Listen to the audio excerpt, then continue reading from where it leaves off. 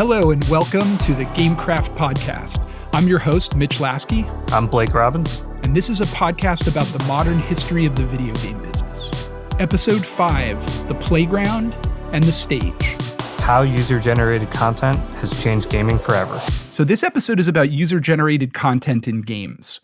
User-generated content modding has been an important commercial force in the games business going all the way back to the 1990s. And in previous episodes, we've seen how games that grew out of the modding community, like Counter-Strike and League of Legends, became some of the most successful games in history, and how mod-friendly game engines like Quake and Half-Life found success in part because of their user extensibility. We've also seen the influences and importance of user-generated content in the rise of online communities that formed around games in the eras of Ultima Online and in World of Warcraft. But I want to argue in this episode for an even broader definition of user-generated content. I want to include any creative act by players involving the game. The two concepts in the title of this episode, the playground and the stage, encompass two very important ways that users generate content in and around games. A playground is a space where users can create their own play experiences. A stage is a place where users create performances for themselves and for other players. We're going to look at how these ideas inform some of the most successful gaming companies of the modern era, and how things as diverse as role-playing in a sandbox game and streaming on Twitch can be understood through the broad definition of user-generated content. I think the first time that we ever discussed this topic and you use this framing of playground and stage, it just, everything sort of clicked for me, because for me, I would watch these streams or I would play a game and it always felt like an evolved version of entertainment. And that's clearly what this has become. When we refer to user-generated content, though, it has such a broad definition, as you said, and it's really actually hard to categorize it. Like, how should you even think about the areas that user-generated content falls into? Well, what led me to this formulation of the playground and the stage as sort of the two interesting ways to look at user-generated content was actually an exploration of this idea of gaming styles that came from this thing called Bartle's taxonomy. It's a very important document in the history of the video game business, really one of the foundational texts of the analytical side of the video game business. So Richard Bartle was this game designer and academic who was involved in some of the early MUD communities that we talked about in the last episode back in the late 1970s. And he'd been studying the video game business, and in 96, he put his learnings into a paper where he described this 4-quadrant taxonomy of play styles. He categorized these playstyles into these behavioral types. So there were achievers and explorers who were primarily focused on the virtual world of the game, and there were socializers and killers who were primarily focused on other players in the game.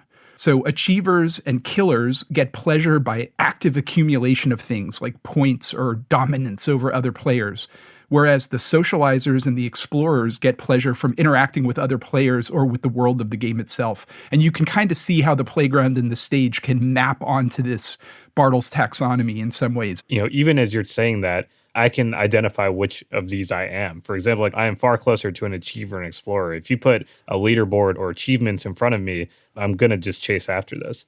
Yeah, I think I'm kind of the same way. I mean, you can see how things like PvP versus PvE map onto this taxonomy as well. It has a lot of explanatory power. And it's been reimagined a couple of times since it came out back in the late 90s. John Radoff, who did Gamer DNA, he had an interesting spin on it where he basically said there's like an axis of qualitative experience uniting players looking for immersion and cooperation, and there's a quantitative axis uniting achievers and competitors. People have even done kind of population studies of some of the leading MMOs. So Dimitri Williams, who was a professor at USC, did some really cool psychographic segmentation of MMO populations and said that people with these sorts of personality traits were more likely to play these sorts of races and characters within MMOs. So there's a lot of really interesting learning out there that's kind of contributed to this idea that players bring their own styles and their own personalities to the games, that what the games decide you're going to be is not necessarily who you're going to be. Yeah, and I think that captures the magic of games, in my opinion, which is that you actually have agency of who you want to be. And so if you decide that you want to be an achiever or or a killer, or maybe you want to do something else, you have that freedom. And there's obviously a whole genre that have emerged around what type of gamer you are. Yeah, that's what's really interesting to me about Bartle's taxonomy, which is that the insights they provide into the pleasure of gaming and how those pleasures aren't monolithic, but they're informed by human behavior and human psychology as players encounter games on their terms. I'll tell you an interesting story. Back in 97, when I was at Activision, I was part of the due diligence team that took a look at acquiring Maxis when that company was up for sale. And at the time, Maxis was basically the SimCity company. Maxis's founder, Will Wright, he had showed us an early prototype during this diligence process of a game that he had been working on kind of in stealth. And that game he called Project Jefferson, which was an allusion to the preamble of the Declaration of Independence, in which Jefferson identifies life, liberty, and the pursuit of happiness as human rights. And Electronic Arts actually won that bake-off. We didn't end up getting the company, but Project Jefferson did come out as a real product, and that product became The Sims, one of the most successful video game franchises of all time. What's interesting is that The Sims is almost a perfect canvas for this idea of Bartle's taxonomy in a lot of ways. In 2006, like 10 years later, after my company had been acquired by Electronic Arts and I showed up on campus, I went around to the various teams. Part of my learning process when I first got there was to go and talk to some of the teams of the major franchises, Madden, FIFA, The Sims, etc., and just learn from them sort of how they saw their audience, how they saw their own games.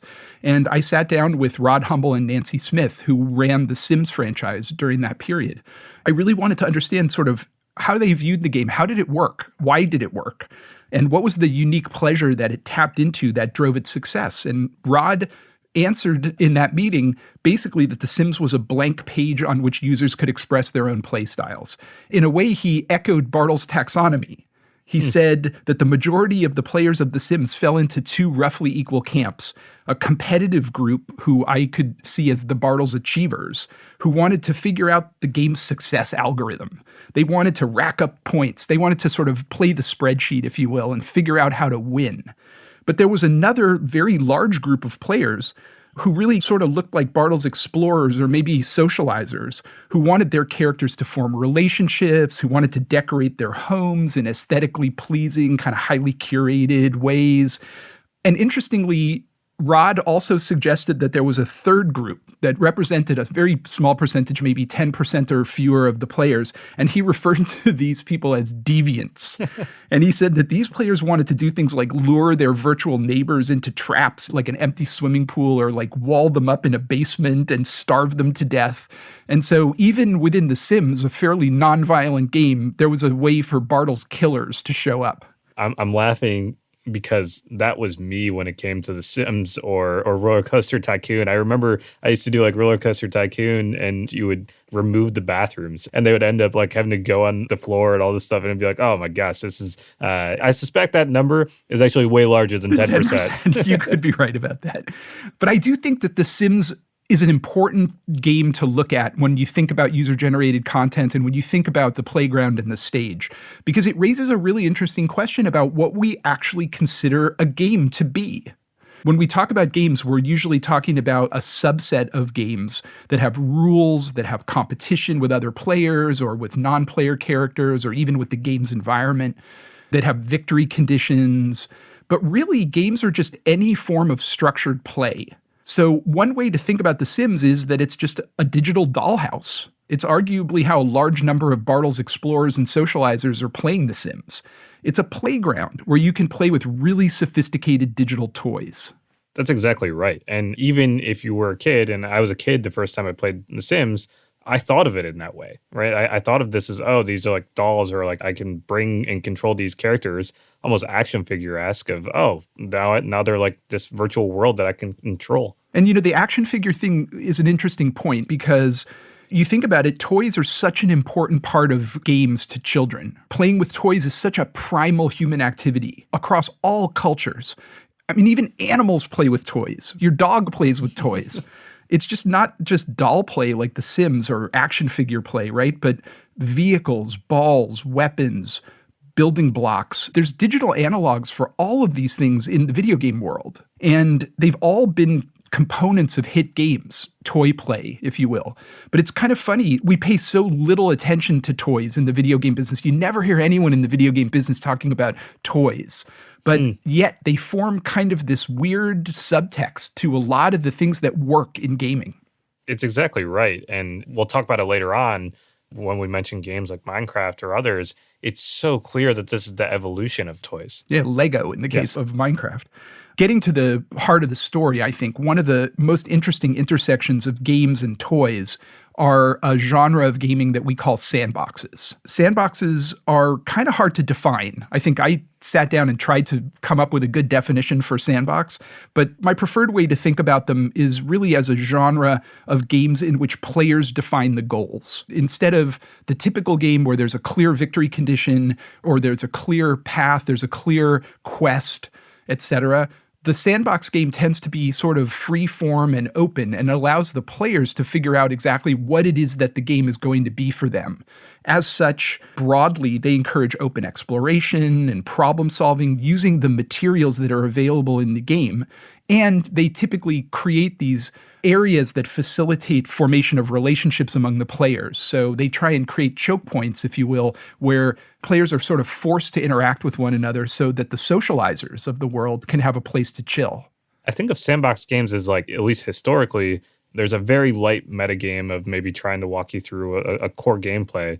But instead of it ending after that, it's like, actually, there's this whole world that we just walked you through almost in a tour guide like setting. Now you can go do whatever you want within that. We tend to think about them as being kind of a modern phenomenon, but it's really not the case. There were a lot of games from the early days of the video game business that had aspects of the sandbox. Like some of my favorite games from when I was a kid, Seven Cities of Gold or Starflight, really early PC games, had a lot of elements of the sandbox. They felt vast and alive. You think about Starflight, you could choose to fly to any planet in this virtual galaxy and then go down onto the planet and mine it for rare elements and then bring those back to a trading post and trade them. It sounds a little bit like EVE Online, if you will, like a game we'll talk about a little bit later in this episode, one of the quintessential sandbox games. But those patterns have existed since really the beginning of gaming. Even Will Wright's SimCity, in a lot of ways, has kind of a sandbox-like feel to it, where you can do whatever you want, and there's a life and logic to the game itself. We now know that this is a big category, but when was like the first real breakthrough in the sandbox world? The first game that I think you could say is explicitly a sandbox game. Those games start occurring in 2000, 2001. I think that was really the key year for the evolution of the sandbox game. So in 2001, Rockstar releases Grand Theft Auto 3, which brings a bunch of these open exploration sandbox elements to kind of the big budget action adventure game. In terms of making the sandbox mass market, I would say that Grand Theft Auto 3 is probably one of the really important milestones in that progress. If you've played GTA 3, it feels like a living world. There's criminals and hustlers and cops. And while you're not essentially role-playing necessarily, you do get a real vibe that you're kind of in a world that exists without you, whether or not you're there or not. And GTA, to me, is sort of the perfect example, and it still obviously continues to be like the gold standard of the sandbox game. Yeah, they didn't go all the way in GTA 3, right? They still had a story mode where there was definitely a narrative that was placed on top of it. But in a lot of ways, it was the free play aspects of it that were the parts that made it really popular. And as that franchise evolved in the future, they doubled down on some of those sandbox elements to the point where I remember when GTA 5 came out, people were driving around the virtual Los Angeles and taking photographs, like postcard photos, and posting them on Twitter, right? And it was, again, an interesting aspect of user-generated content akin to some of the things we're going to see and discuss later in this episode. We talked about GTA 3. The other thing that came out in 2001 that I think was incredibly significant to the development of the sandbox game was RuneScape. In a lot of ways, maybe as important or more important than GTA 3, which is kind of weird to say considering that if you look at it today, it looks pretty much like a conventional web-based role-playing game, not the sexiest game in the world. It was developed by two brothers in Nottingham, England, and it took elements of the fantasy MMO and it deployed them in this really easy to consume format. It was free to play, browser based, had an open world vibe that was kind of more suitable to hanging out and chatting online rather than engaging in more traditional kind of purposeful play in the way that maybe a GTA might have been designed. And RuneScape became extremely successful. It reached a huge audience, far more than many of the more complex and graphically rich MMOs of that era. But the mainstream video game business largely ignored it. They assumed, as they did with a lot of the early mobile games, that something this crude must not be that interesting. And they missed a really valuable lesson, because the real lesson of RuneScape was that it wasn't about the graphics. It wasn't about the game design. It was about the strong social networks that could be developed within the context of this game. It was about the hangout. That was way underappreciated in the early days of the video game business. And I think RuneScape was a very important milestone in sort of the development of that concept, the video game as hangout. I was in middle school when RuneScape came out. And when I say that everyone in my school played RuneScape, I'm not even exaggerating. It completely took over. We'll touch on this in further episodes when we talk about virtual economies. But even that side of RuneScape, they were so far ahead on a lot of these early pieces. And it's actually really incredible to reflect on it as this early social network. Yeah, it's true. And we take it kind of for granted now because we've seen so many other examples of this web-based avatar-oriented hangout that we forget that it was really a new thing when RuneScape was doing it. The subsequent rise of the kids games network like Club Penguin and Neopets and frankly, eventually Roblox, which we'll discuss more at the later part of this episode, they were all influenced by RuneScape's online community. And they were certainly emboldened by RuneScape's demonstration that a casual MMO audience was out there, and that the casual MMO audience was perhaps even bigger than the core MMO audience. I still find myself reminiscing over those early days of RuneScape or Neopets because that was a lot of my early gaming online. I got to meet friends. I learned about economies. I learned all these random things on the internet through these games. So when you look at the next evolution of the sandbox, I think one of the most important products, one of the most important companies is Linden Lab and Second Life. I actually have some experience with this product because in 2007, when I was working at Electronic Arts, Bill Gurley, who would become my partner at Benchmark after I joined, but who at the time had been my venture capitalist who had funded me when I was doing my startup at Jamdat, he called me up and he said he wanted to introduce me to this company, Linden Lab, that he was thinking about making an investment in, and that they were working on this really ambitious sandbox with this very grandiose name called Second Life. I ultimately joined the board. I served for a little over a year, and I stepped down, obviously, when I joined Benchmark because they didn't want two Benchmark partners on the board for obvious reasons. But I had a really fascinating experience during that year because I would say that Linden Lab and Second Life was the laboratory in which a lot of ideas about sandboxes and about virtual worlds, ideas that we're still struggling with now, even today. We're going to talk about some of these when we do the virtual reality episode. But it's remarkable how many of these problems were raised by Second Life and how ahead of its time it was in a variety of ways. It was a fascinating experience because one of the things that they kind of messed up, I will say, is that they really viewed this so much as a world, as an alternative space, as a virtual world where you could do things that maybe were taboo in the real world. You could really live a second life, if you will. They wouldn't really engage with the games business. And in a lot of ways, I felt like a fish out of water on that board because even in the boardroom, every time I would suggest that they could look at games for strategies for onboarding new users or providing user interface signposts to guide you through important elements of the game, they would just look at me and shake their head and say, "We don't use the word game here. We don't view this as a game." Like it was some kind of debased conversation that we were having whenever we would bring up the concept of games. And so Philip Rosedale, who was a very, very clever man and who did great work there, I think he had some blind spots about the games business that ultimately prevented this from being a truly successful game. But look, at one point, they had a functioning economy with a currency that was fungible in US dollars, totally exchangeable in US dollars. There were 60,000 users when I was on the board generating positive incomes net of fees through their activities in the world. I mean, there were people in world who were primarily real estate brokers who were generating $1 million a year in income, and really interesting sort of early signal for a lot of these things we're now seeing both in VR and in the Web3 space. they got so much right. And it's this early behavior, basically the 90s or early 2000s when this is happening. And here we are 15, 20 years later having the same conversation of what does it look like in the quote unquote metaverse. I think what you touch on around them objecting or being almost allergic to calling themselves a game is actually something that we see in all of social media today, where the giants that we now know as Meta and Twitter and Snap and whoever, they all could learn from games. And I actually think Snap's probably the one that's learned the most from games. But I think there's something really interesting where a lot of the social giants are almost allergic to calling themselves a game or learning from the gaming environment. And it bums me out because a lot of their problems can be solved from games. Yeah, I couldn't agree with that more. I mean, just the blindness of the Second Life management team to all of these useful learnings from a decade of online gaming. I mean, it wasn't like we had just invented, online worlds at the same time that Second Life came to market. I mean, we had online play and we had both competitive and cooperative environments for play online for almost a decade.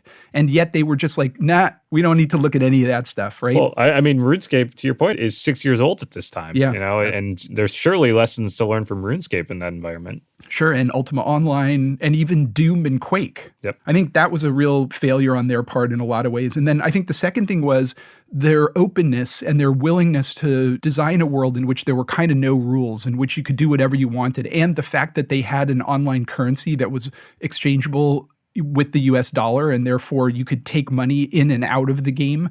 That was both a blessing and a curse because it opened them up to all kinds of tricky legal and moral problems at the end of the day. I mean, there was in-world gambling and prostitution and other things like that going on. And I imagine money laundering as well. Absolutely. And those things bled into the real world in a way where attorneys general of several major states in the United States were launching investigations of Second Life to see what was going on, basically vice investigations of what was going on inside of Second Life. And I think that caused a lot of stress and put a lot of pressure on the company. While there were a lot of incredible experiences that were created in Second Life, and there were, I mean, the user-generated content in Second Life is absolutely remarkable if you go back and study it, from people making clothing to people building houses to people creating dance moves. Again, a lot of things that we will see later on in our user-generated content conversation really had their origins in this modding community inside of Second Life. But it really failed to grow beyond its early core user base. And over time, all of the subsequent efforts of the team to kind of re-energize growth inside of the game failed. Again, I would say despite that, and despite the fact that I would say ultimately it was not a successful company in the larger scheme of things, I think it remains one of the greatest laboratories ever for user-generated content. And I think it's something that the new generation of gamers, people who are out there trying to invent the next generation of MMO, the next generation virtual world, people working in the virtual reality space, people working in the Web3 crypto space and trying to build virtual economies that are going to be exchangeable with the US dollar or with other currencies, fiat currencies. There are so many lessons in the failures and successes within Second Life that I think it is an incredibly important game and really worthy of study. You and I have talked about this quite a bit, where when we go deep on Web3 or crypto games, there's always two environments that you reference that everyone should be studying. Second Life is one, and the other is actually EVE Online. And it's interesting that you mentioned it because that came out pretty much the same year as Second Life. Wow. So EVE is a great example of this. EVE was a company that was started in Iceland by a small team called CCP.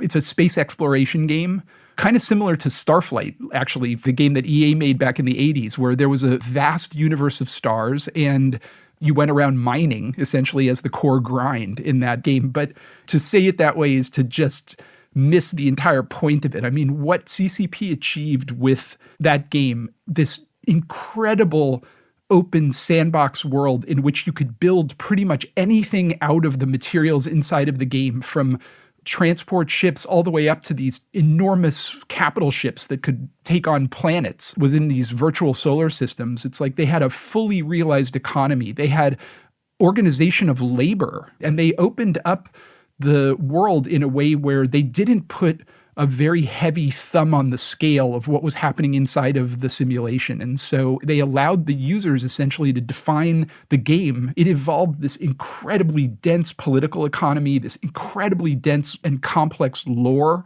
a ridiculously well-organized in-game economy. I mean, corporations spontaneously formed inside of the of the EVE Online environment. People had roles within those corporations. There were spies. There were saboteurs.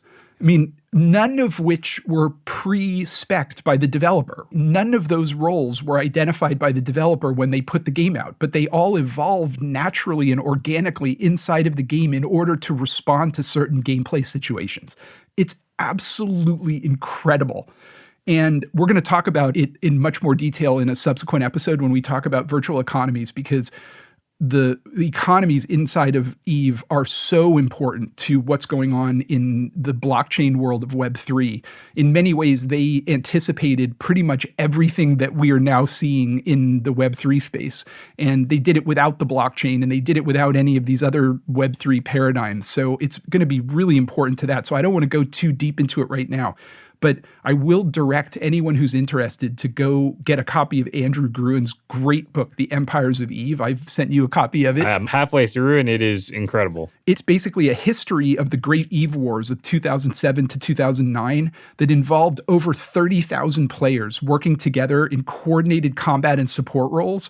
It's perhaps the greatest achievement of role-playing and user-generated content in the history of the games business. Think of EVE almost as like they gave them a canvas. And I think they reached, 500,000 users or something like that. And these 500,000 users decided what they wanted the canvas to become. And they created the government, they created the economy. And it's honestly just mind-blowing what that evolves into, because even today, you still have people playing and they're building out their guilds, they're building out their teams, and they're doing these massive space battles. And that to me just speaks to the power of when you build the right recipes or the right canvas. You and I had a conversation recently with Hilmar, the CEO of CCP, because he wanted to talk to us about the next game that he's contemplating bringing to market that they're very deep in development of. And it's maybe even more remarkable than what he's been able to achieve in EVE Online. They are really masters of this particular genre. And I can't reiterate it enough, where if you are interested in crypto gaming and Web3 gaming, EVE and Second Life are two amazing case studies for you to really learn and internalize what went right or what went wrong within those models. Yeah, they've made every mistake and they've seen every exploit that's possible because of the very openness of it, because they didn't really have an invisible hand in there directing the economy and stirring the pot. Users were left to their own devices. And as we've seen, users left to their own devices can very quickly descend into tribalism and criminality and griefing and all of the other real world problems that we see around us. Those things were present in EVE. And so how that game dealt with it and how they subtly enforced a sense of governance within a fairly ungovernable game. Really, really, really fascinating. Yeah, you quite literally have people within the game as players that are governing the game themselves as like self-elected or actually democratically elected officials within the game, which is mind-blowing. Mind-blowing. So as we think about the sandbox game then evolving, we've talked about EVE as a milestone. We've talked about RuneScape. We've talked about Second Life. Really the next most important game in this regard comes again out of the Nordic countries, where so many interesting innovations have come in the modern video game business. And that game is Minecraft. Minecraft today, as we're still having this conversation in 2022, is still one of the biggest games in the world. So Minecraft was the brainchild of a Swedish developer named Marcus Persson, who turned the sandbox game really into a multi-billion-dollar business. I mean, from a financial standpoint, this was the real success story of sandboxes. In 2009, a person who'd been previously employed at the casual game publisher King.com, who we talked about in the mobile game episode, he released this alpha for the game that would ultimately become Minecraft. It's this deceptively simple-looking game with a Lego block, early 80s 8-bit graphics kind of vibe. And it was just a total wolf in sheep's clothing. It was actually a really deep and engaging platform for play and for creativity. It had just enough of a survival game mechanic where it allowed for it to feel like a game and not just like an erector set, if you will.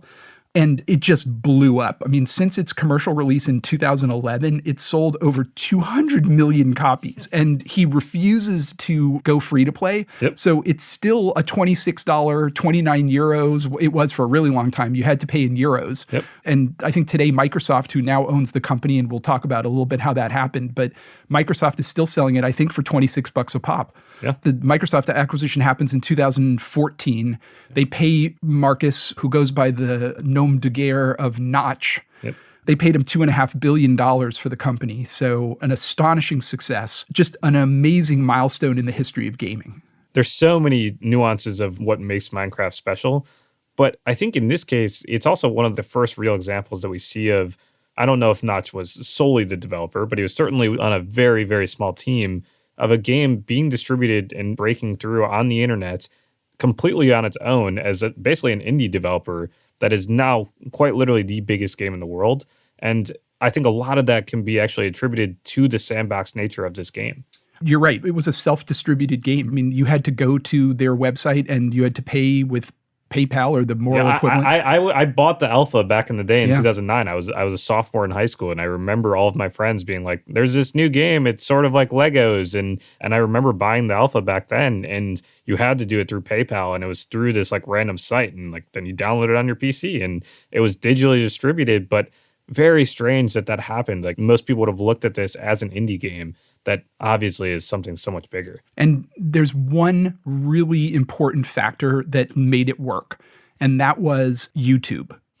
There's many things interesting about Minecraft, and we could spend another hour talking about all of those various things. But one of the things that I think is the most important to its commercial success, and again, this is a podcast about the business of video games. And so, in the mobile episode, we talked at great length about customer acquisition.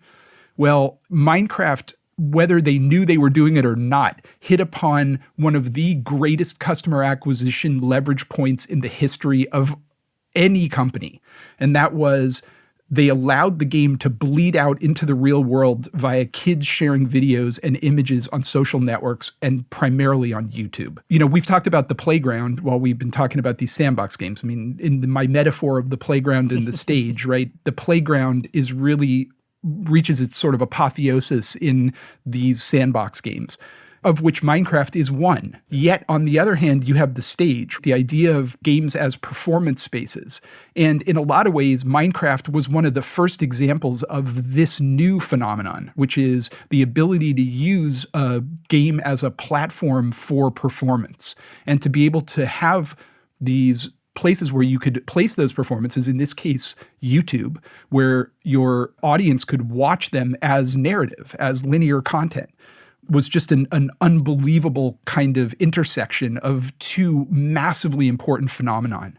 So by the time we get, a couple years into the launch of Minecraft, University of Pennsylvania does a study and takes a look at the Minecraft audience and learns that a third of all of the Minecraft players learned about the game from watching online videos on YouTube. I mean, there have been tens of millions of videos of Minecraft play that have been uploaded to the YouTube platform. I mean, tutorials, significant gameplay events, parodies, architectural achievements, narratives, role-playing environments, all acted out by people who are experts at playing the game. Kids who don't even play the game watch the YouTube videos purely for entertainment purposes, even if they're not Minecraft players.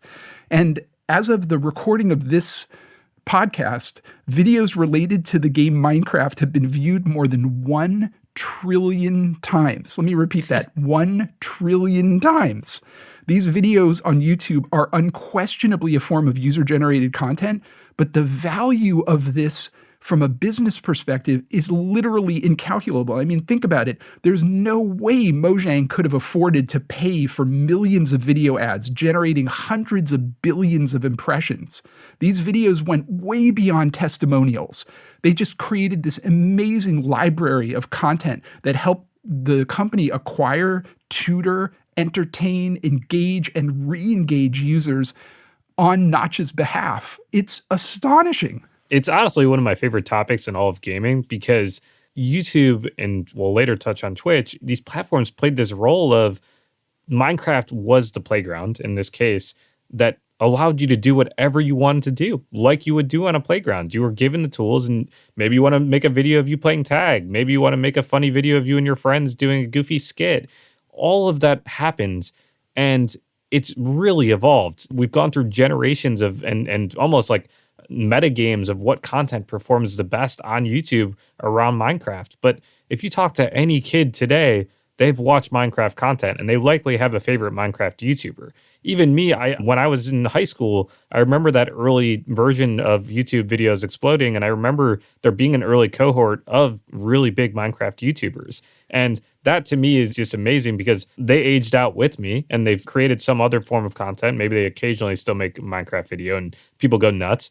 But we're now like 3 or 4 generations in of Minecraft YouTubers, and it is amazing to watch because they are now bigger than ever. And so when we talk about YouTube and when later talk about Twitch, that's the point that I don't want to lose, because it is that financial incentive that was created by the YouTube platform that was so very important to this, because it wasn't just that people were up on the stage, so to speak, in order to say, hey, look at me. There was a real financial incentive that was underlying all of this. I mean, the best of these video creators in the Minecraft space became millionaires. Yeah, right? I don't think it's an exaggeration to say that Minecraft alone created tens of thousands, if not hundreds of thousands of millionaires that are making content. I was reading something earlier today and I saw a tweet and people were talking about like Joe Rogan and his influence or whatever that might be.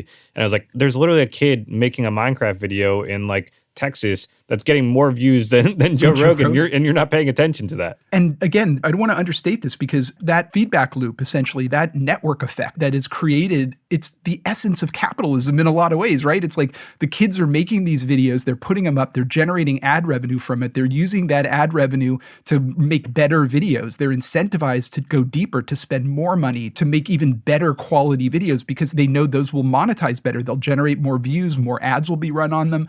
And it's an incredible feedback loop, right? Yes. And because Minecraft itself is such an open sandbox playground, it's an infinite canvas to make any type of content. Sure. And as you're seeing other people in the community get famous, so to speak, by making Minecraft videos, it becomes aspirational for you because you're like, hey, I'm playing Minecraft. I'm pretty good at this. I could make videos and maybe I could become famous too. Exactly. I mean, when I was a kid, I would make videos with my friends that were super goofy and skits. Minecraft basically allows that to be a completely new area for you to do that. And so you just have kids uploading videos for fun and they end up making money. And they're like, wait, that's an amazing feedback loop. I'd love to continue to do that. Or, wow, people like me, or now I'm famous. And you see that all these major Minecraft YouTubers, they start very organically because they just love the game and they like hanging out with their friend. And really, it's friend groups tend to like rise through the ranks in Minecraft YouTube world.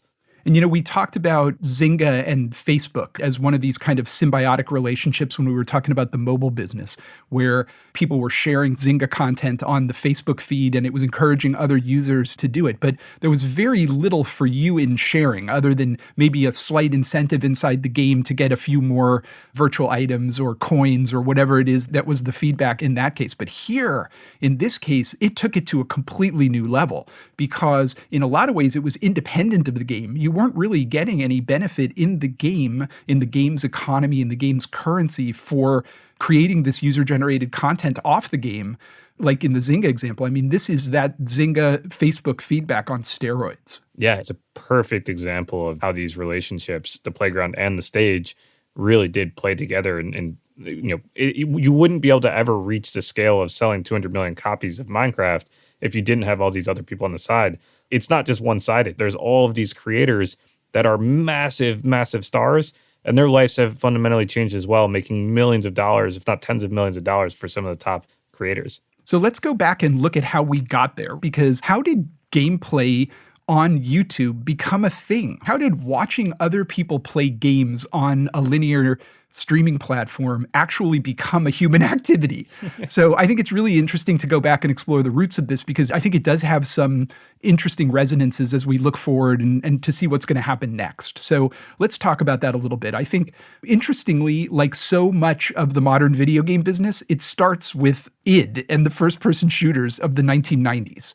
Funny how so much of what we've been discussing in this really can be traced back to id and how modern id really was when you think about it. But in Quake, id had included this ability to basically stream the game to a file that could then be replayed. You were just recording the digital information that comprised a session of play, and it had to be played back inside of the Quake engine. So you could take that information and you could basically replay your games to see what happened. But of course, you had to do that within the game engine. The only way you were able to see the video was within that engine itself. But people took that and started to make these short narrative films inside of the Quake engine. And this concept back in that day was called machinima. It was this portmanteau of machine and cinema. And that's how it was born, essentially. So that was really the first example we have of creating linear content out of gameplay and making it available for other people to watch. But again, clunky as all hell and not really something that you could see scaling. I never even actually knew that's where like machinima came from as a term. So after these videos, and they're hard to even call videos, after these these sort of, gameplay files, essentially, we got to the late 1990s and there was the first explosion of these video capture cards, the Elgatos of the world. And that company, in fact, that was one of their first products, was basically a video capture card that you could hook up to a computer or to a console, and you could capture video gameplay and record it. Once these video capture cards reached kind of the price points where they were capable of mass market adoption, and that happened really 4 or 5 years later, around 2000, we started to see linear video file formats, which were really easily consumable and shareable because it didn't require that you owned the game that the video was coming from. So very important from a customer acquisition standpoint because you didn't have to own Quake in order to watch Quake content. So by 2003, Machinima had created really its first hit series, Red vs. Blue, which was this picaresque buddy comedy that Bungie's Halo game supported. And that game, oddly enough, has run continuously for 17 seasons.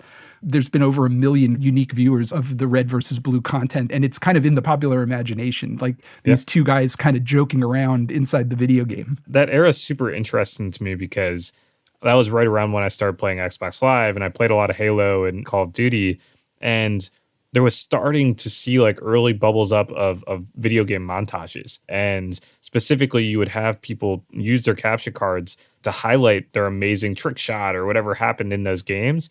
And I remember like I would ask my parents every single year for the holidays, like, can I please get a capture card? And they're just like, I don't even know what that is. And it's really like those are emergent behaviors at that time have fully played out, where we now obviously have clips of all the best plays, but in those times you couldn't necessarily find who the best players were. And so you had to like pay for an editor, you had to edit your own videos of showing like, look how amazing I actually am at this game. Modern games actually have feature sets that allow you to save replays. Exactly. To save them external to the game itself so that they're easily shareable. I mean, this concept was utterly foreign back in the day. There was a lot of friction to creating this machinima back in the early 2000s.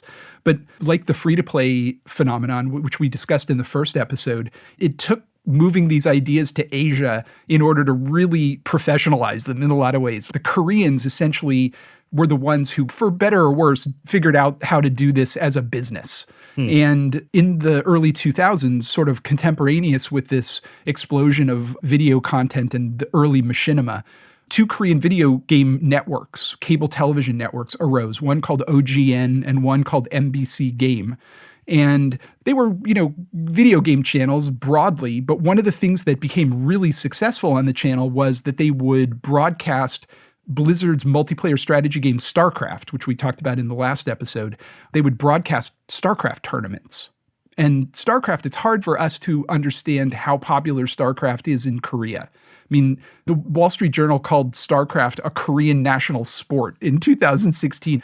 StarCraft is ridiculously popular in Korea. So given that it had that status, it wasn't unusual for something with that level of popularity to show up on TV. So StarCraft tournament and the idea of watching other people play games against each other was born. These tournaments attracted millions of viewers.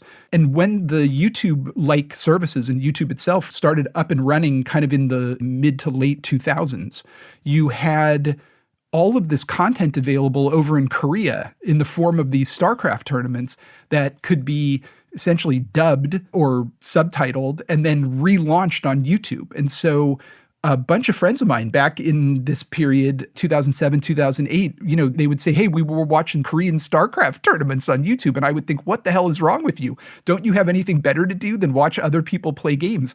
And little did I know how important that phenomenon was going to be in the future. I mean, this is one of my favorite topics because the why would you watch someone play games conversation is always like the default to an outsider. I think most people listening to this probably understand why that happens, but it is just so funny how at that moment in time, our parents would be like, why would anyone sit and watch someone play games? But in this moment for StarCraft, for example, if you were a StarCraft player in the US, you actually didn't even understand how good people could be at this game. And it's basically like you're playing soccer or basketball and you finally see like a professional match and you're like, wait, that's how you play this game? Like I didn't realize I was supposed to like take 3-point shots or something like that. I have gone through this journey myself, really. I was a skeptic when I saw these early StarCraft matches being played and seeing the Korean dubs, etc. And today I will sit down and watch a 45-minute recasted game from Twitch in order to get a sense of kind of how pros are playing the games that I love. Exactly. So in 2011, the founders of this video live streaming service, right? There was this period where, and you go through these fads in the technology business and in venture where certain things are fashionable for a while. And for a while, this idea of live streaming, where you were going to have a video camera on you all the time and you were going to upload that content so other people could watch you live your life. That existed for a while, as crazy as that may sound. There were these things like Ustream, and there was one called Justin TV. And Justin TV started by a couple of clever people, and they tried to play out this live streaming thing, and it didn't work. But they realized that there was this part of the live streaming thing that was working, and that was, oddly enough, watching people play video games, which was kind of this weird niche activity on Justin TV. And so it had started to grow to the level where the Justin TV people decided, hey, let's spin this out and rebrand it as its own thing. And so they did, and they rebranded it as Twitch. Twitch hit just as esports started taking off in the US, primarily fueled by Riot Games' League of Legends. They were launched within about 18 months of each other. When I was on the Riot board, I watched this really interesting network effect that arose around Twitch and League of Legends, where a new Twitch user would see this huge number of popular League streams in their feed. And some of those Twitch users would then go and download and try out League. And then some of those people would come on and stream, creating even more content on the Twitch platform, which would lead even more people to go download League. So it was this weird two-company network effect that was created, and it had a massive impact on the go-to-market for League of Legends. We talked about this in the last episode where we tell the story of how you initially invest in it. One of those factors that you could have never even thought about at the time was there going to be a completely new way to distribute the content of this game, as the game itself being the playground and there now being a new stage that we never could have imagined. There was YouTube at the time, but it turns out Twitch for League of Legends actually really does help completely crack the distribution. It was the perfect complement in a lot of ways, and it was really the perfect user acquisition vehicle for League of Legends. Because, again, and this was unforeseen at the time that we invested, and that is that the MOBA basically became the new sport. And nobody really talked about esports. I mean, sure, we had seen Unreal Tournament, we had seen Quake 3 Arena, and we had seen the tournaments around those kinds of games. We had seen competitive StarCraft play in Korea, and we had seen other games evolve into more professionalized competitive play environments. But it really wasn't until the late 2000s, early teens, where we saw the rise of something that we called esports. And League of Legends was really one of the leaders in that regard, and one of the first companies to understand that they could create a professional league at the publisher level around the concept of an esport. I mean, prior to that, Blizzard didn't have a whole hell of a lot to do with StarCraft being a professional gaming environment, right? It's like id did host some tournaments and they were kind of a sponsor, but it wasn't like they went out and created the Quake 3 Arena League where they would then have professional teams competing against each other. That really didn't happen, but it did happen with League. I often joke that there's going to be an amazing case study one day of how these different game developers ran their esports divisions, right? You look at someone like Valve with Counter-Strike and Dota, where Counter-Strike, they sort of just let it be. It's almost like golf, where there's all these random tournaments that happen, every now and then they'll sanction and be like, here's a major tournament that everyone should care about. And you contrast that with League of Legends, where League of Legends has all these region specific leagues. Some of those leagues are actually franchised where you actually have to buy a spot into it. And then every single year they have their version of the World Cup, and it's called Worlds. And Worlds to this day still brings in tens of millions of viewers and is quite literally one of the biggest sporting events in the world, if you will entertain the idea that video games are a sport. I remember early on when some of the league professional games were being hosted at the Staples Center in downtown Los Angeles when I was in LA with Riot. And my partners at Benchmark, their kids wanted to go to that tournament. And my partners had to come to me sheepishly and say, hey, can you help me get tickets to see this? As if they were asking to go see a playoff game of the Lakers versus the Celtics or whatever, right? I mean, it had that level of impact for their children. And they were kind of amazed that this game that we had backed had become this thing that was so important and that had such a fan base that it had actually developed a professional sport. There's a perfect storm for League of Legends and esports in a lot of ways, because if you are a kid growing up and you're playing these games, you actually can look to people that are the same age as you or maybe slightly older that are playing these games professionally and for a living.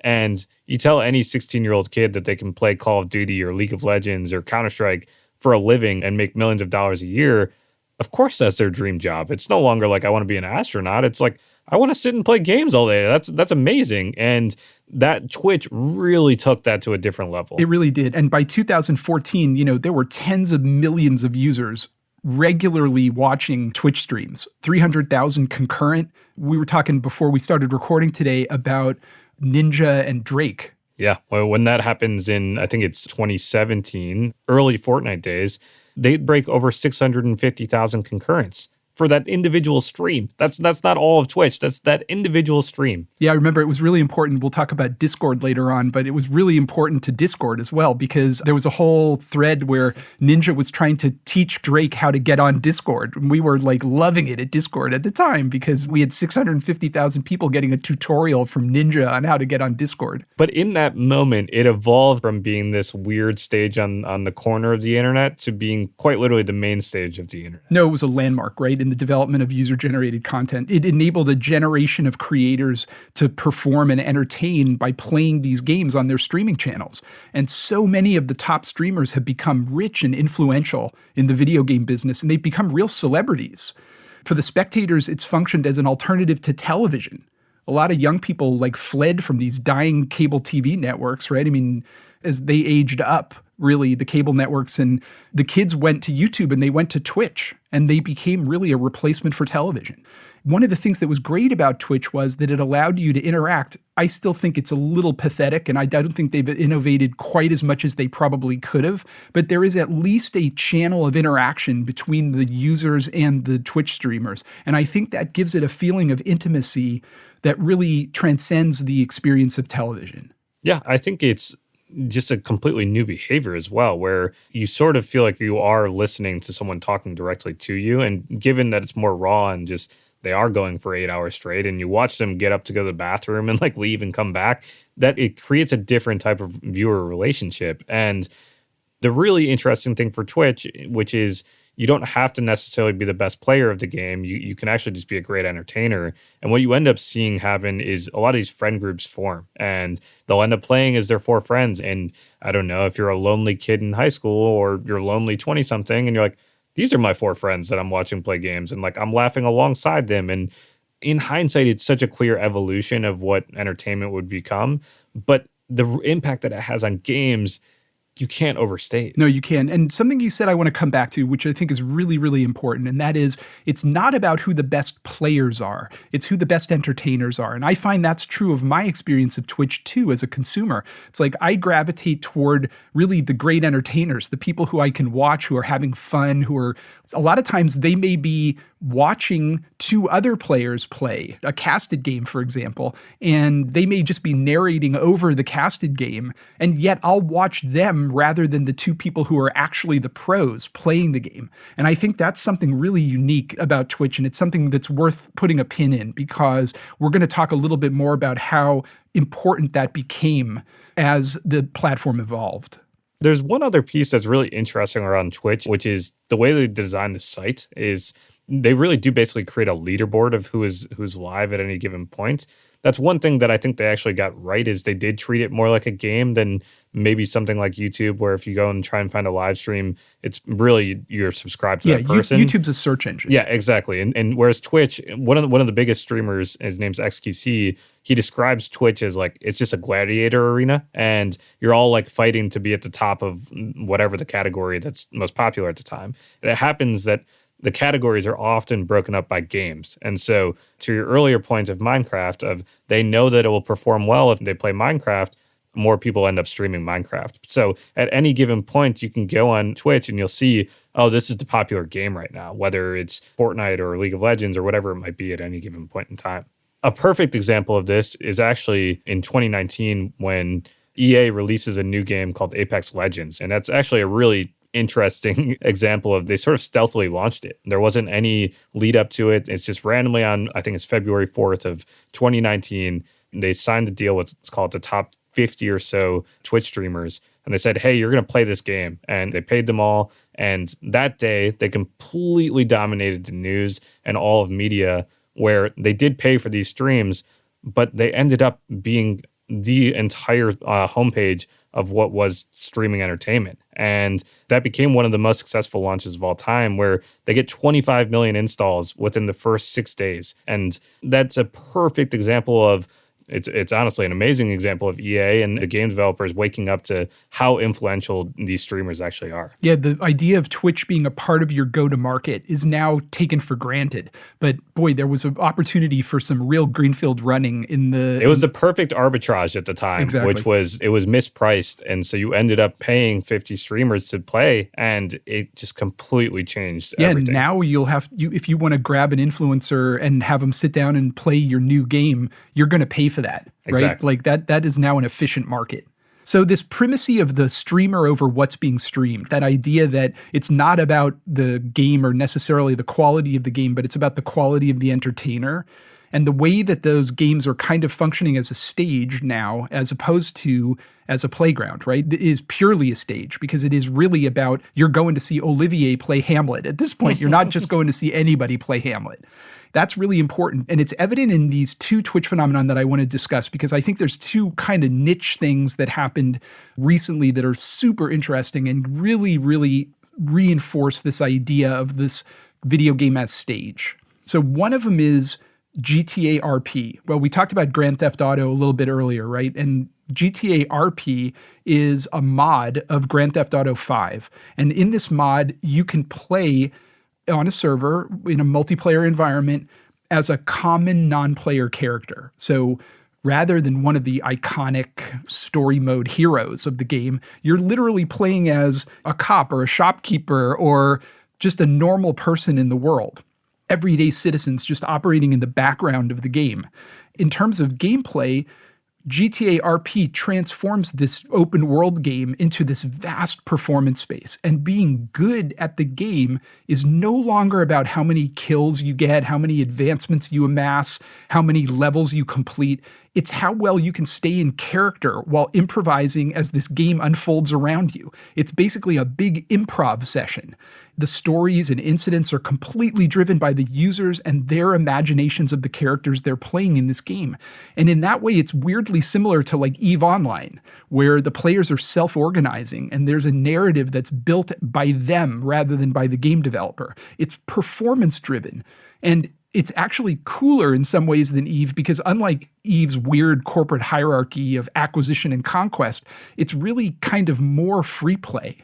Really cool. It's honestly amazing to watch, because these people really do take it seriously. You know, oh my God. Yeah, they load in as, a random person. They're like, I run the nightclub, and you watch these streams, and again, using Twitch or YouTube, you watch them and they're so good. It's almost like they're acting, and it creates these amazing interactions, because it's all of the best things of improv and gaming combined in one. If you don't believe us, go and look up on YouTube this guy named Sheriff Eli.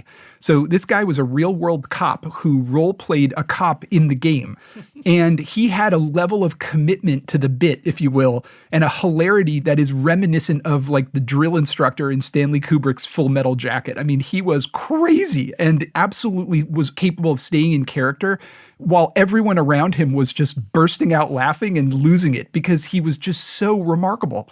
I think the thing that's really cool also about GTA RP is that after the initial flurry of interest in 2017, when people first started to play around with it and the first characters started to emerge, it kind of went dormant for a while, but it came back big during the pandemic. In 2021, a lot of big Twitch streamers and YouTubers went back to the game and started hosting these invitation-only games where a lot of top streamers would get together and play within the GTA RP roles and started attracting really big audiences again. So it wasn't like a flash in the pan phenomenon. It was something that lasted even across a couple of generations of Twitch streamers. People always talk about like the metaverse and whatever that might become.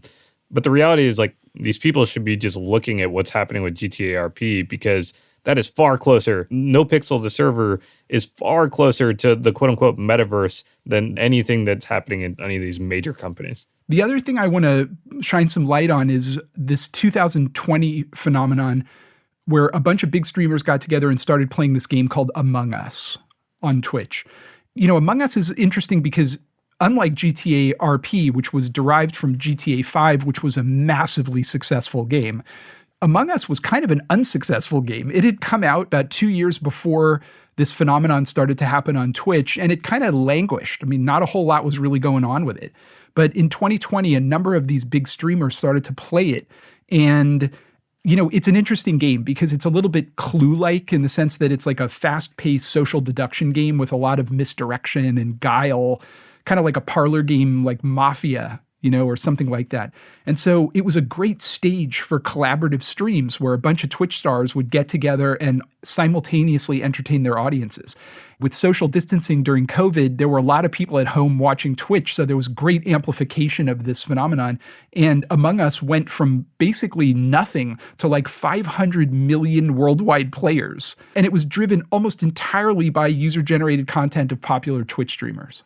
Yeah, I think Among Us and maybe Fortnite in some regards has these similar characteristics where the game itself was such a perfect stage. It blended the playground and stage so clearly because there was this complete opportunity of a session-based game, but everything was so entertaining where you got to watch 10 different streams at once. And this still happens where 10 of the biggest streamers will load up in the lobby of Among Us and you can go to someone's Twitch stream, figure out who is, you know, the person that's the imposter or the person who can kill people in game. And you get to watch them act it out. It's like a forced improv in some ways. And I think it's a perfect example of maybe where games are going and when you finally design for the medium of these stages. And of course, there's a very strong business reason to do it as well. So hopefully we're going to see more of that in the future. I think one of the things that's really fascinating about this metaphor of the playground and the stage is if you really titrate them out to their essence, we're talking about here is social gaming.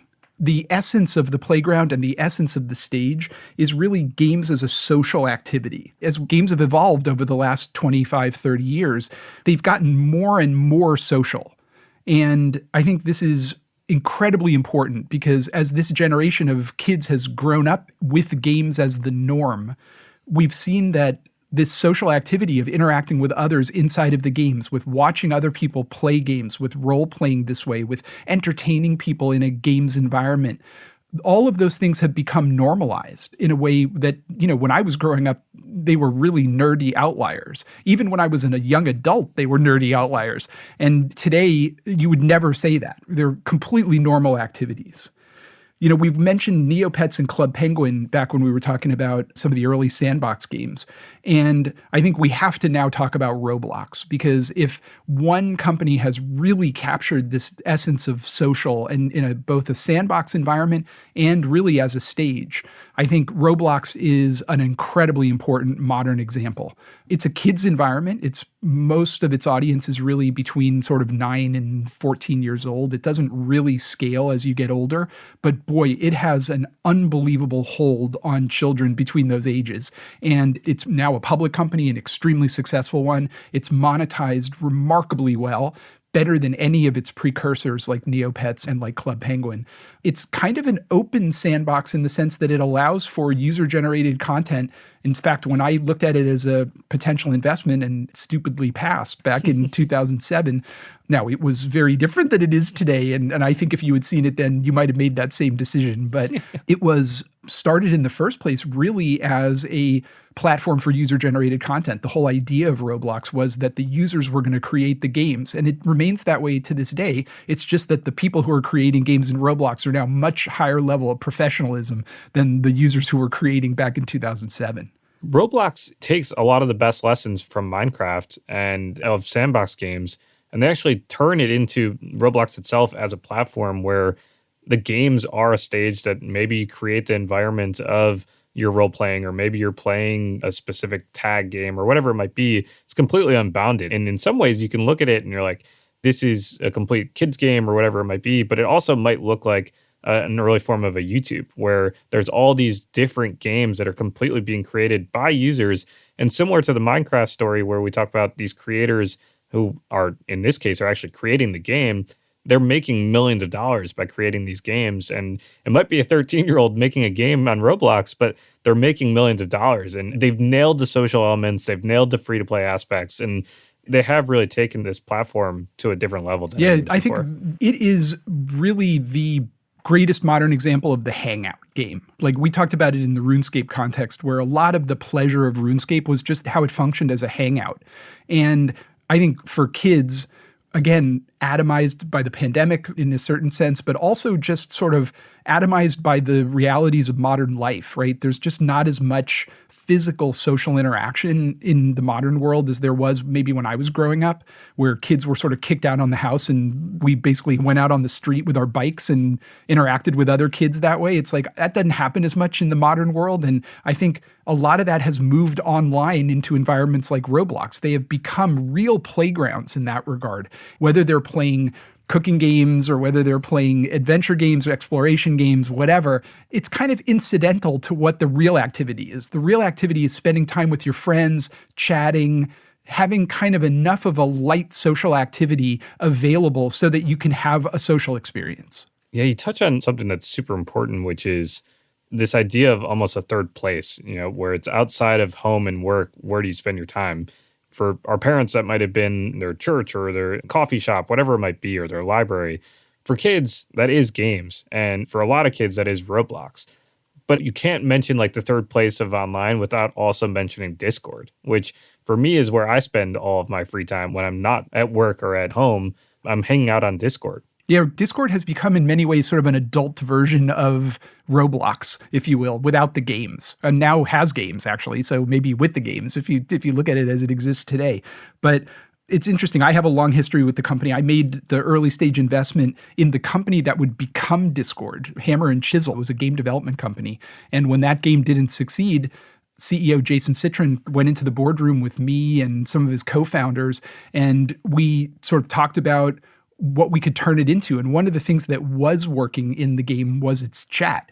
And Jason had an idea that there was this space in the market for something to come in and replace these very clunky communication services that existed in the games business, going all the way back to the early first-person shooter days. These technologies like TeamSpeak and Ventrilo, which required you to run like a Windows NT server in order to make them function successfully. And Jason was looking at some of these modern technologies like WebRTC that allowed you to do a really credible voice channel just with a URL over the internet. And he started to experiment with some of these ideas, and the result of it was Discord.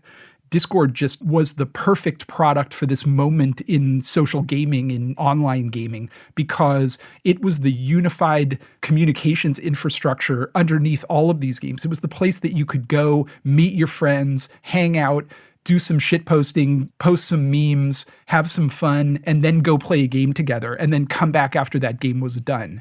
It sort of functioned as a meta layer on top of all of the multiplayer games that existed and became incredibly successful.